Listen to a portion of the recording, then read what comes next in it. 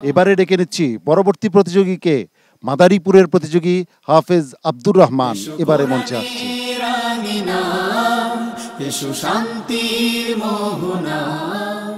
আসসালামু আলাইকুম ওয়া রাহমাতুল্লাহি ওয়া বারাকাতুহু। ওয়া আলাইকুম আসসালাম ওয়া রাহমাতুল্লাহি ওয়া বারাকাতুহু। আউযু বিল্লাহি মিনাশ শাইতানির রাজীম। إذ قال لهم أخوهم هود ألا تتقون أعوذ بالله من الشيطان الرجيم. بسم الله الرحمن الرحيم.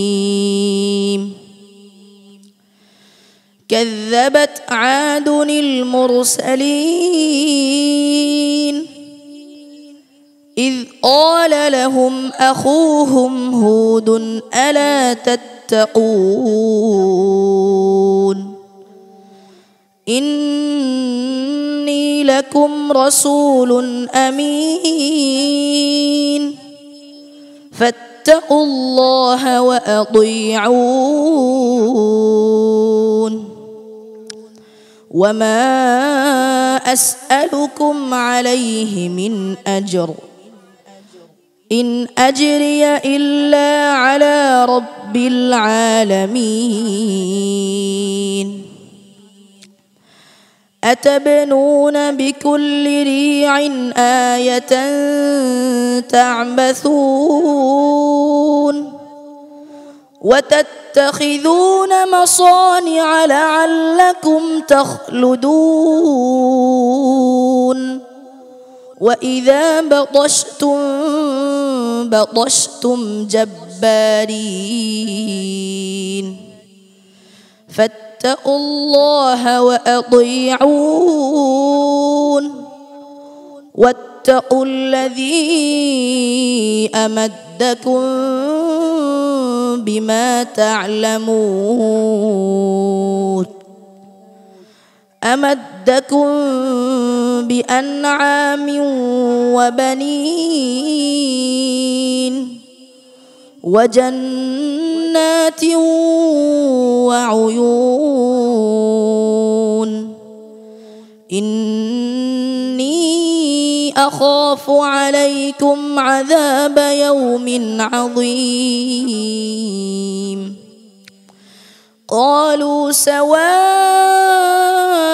علينا أوعظت أم لم تكن من الواعظين إن هذا إلا خلق الأولين وما نحن بمعذبين فكذبوه فأهلكناهم إن في ذلك لآية وما كان أكثرهم مؤمنين